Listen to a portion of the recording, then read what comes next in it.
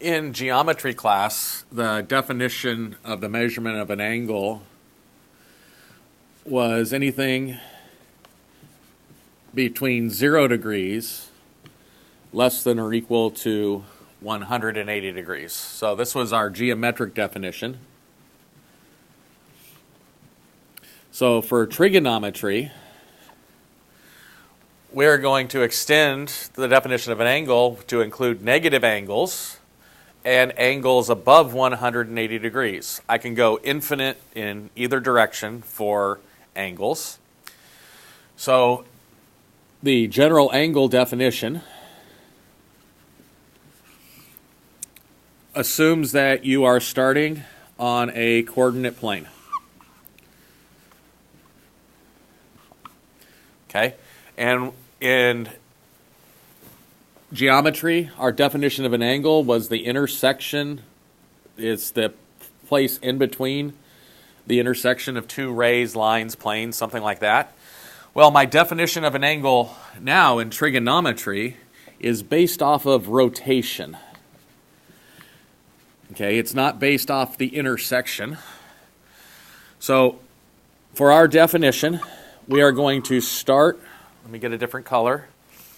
We are going to start with the side of an angle, and we're going to call this in standard position.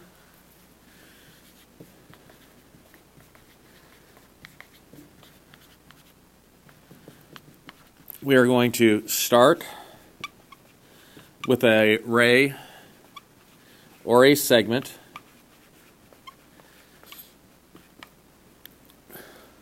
on the positive x-axis,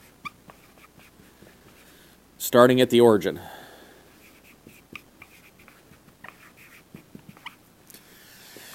And this is going to be called the initial side of our angle. And then what we're going to do is we're going to take that segment or ray and we're either going to rotate it clockwise or counterclockwise.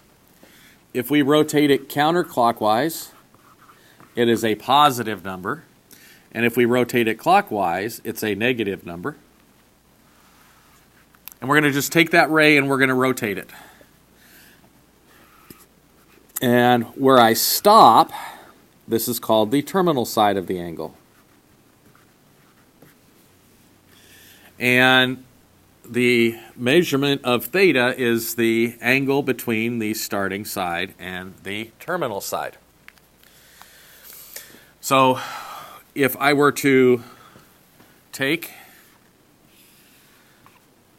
starting in the standard position, something here, and I rotate it counterclockwise, going up to the y-axis, that would be 90 degrees. Going back to the x-axis would be 180. To the negative y-axis is 270. Back to the x-axis is 360. Then I can continue going around. Add 90, that would be 450. 540. 630.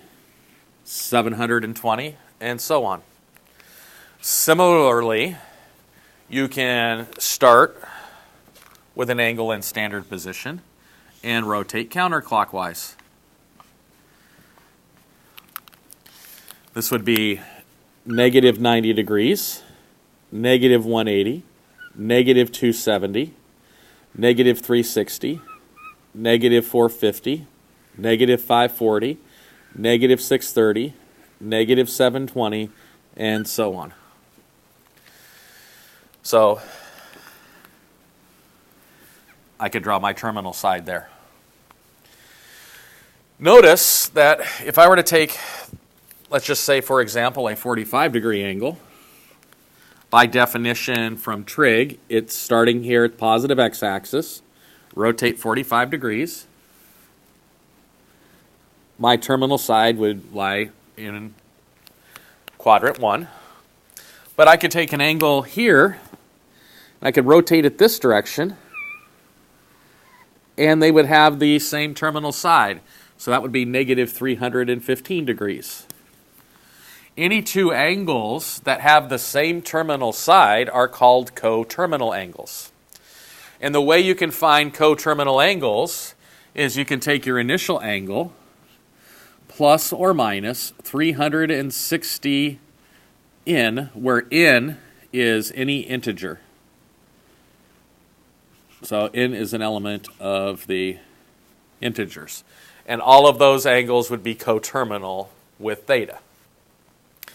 The way you can tell whether two angles are coterminal is you could take the second angle minus the first angle, divide it by 360 degrees, and if this is an integer, you know the two angles are coterminal.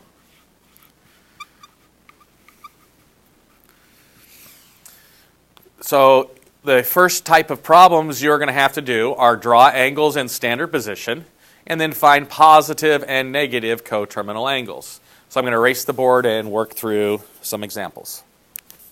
The first examples I'm going to do are on page 564, guided practices 1, 2, 3, and 4. The directions are to draw the angle in standard position and then to find a positive and a negative coterminal angle. So first thing I want to do is draw the angle in standard position. Okay, so 65 degrees is in quadrant 1.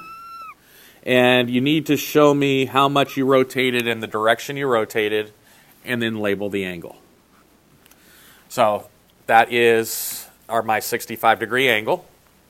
Then it says to find a positive and a negative coterminal angle.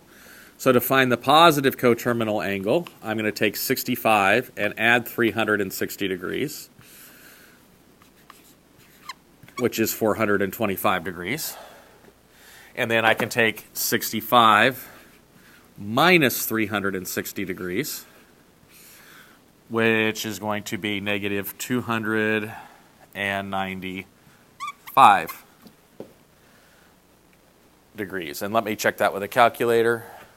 65 minus 360, negative 295.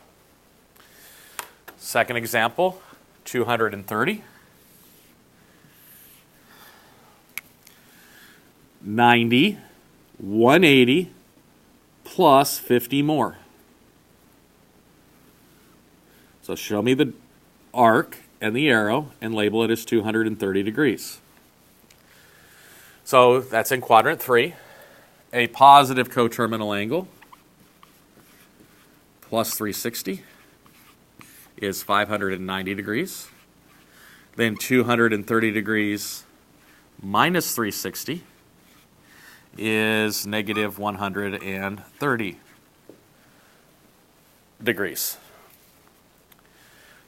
For 300 degrees, start out at positive x-axis, 90, 180, 270, plus 30 degrees more.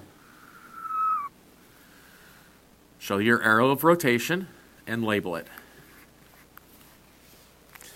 Positive coterminal, add 360 degrees, which is 660 degrees. And for a negative coterminal angle, subtract 360 degrees, and you get negative 60 degrees. Last example of this type is 740 degrees. Start on the positive x-axis. 90, 180, 270, 360, 450, 540, 630, 720, and 20 more degrees.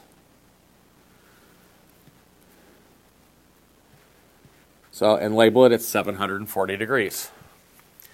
I want a positive coterminal angle. Well, I've already got one here because I said it was 720 plus how much? 20 degrees. So a positive one would be 20 degrees. Well, if you don't remember how to do that, well, you can add or subtract multiples of 360. Well, let's add 360. And I'd get 1100 degrees. Or 740 minus 360. And I would get 380 degrees. That's positive. Well, let's subtract another 360. That gives me that 20 degrees that I got just by visual inspection.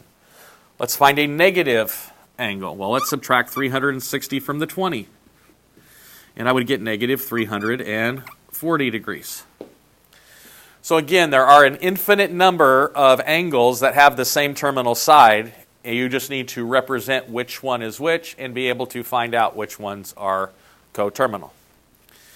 So the next thing we're going to do is we're going to come up with a different definition for angle measurement, and then I'll work through some examples with that different definition.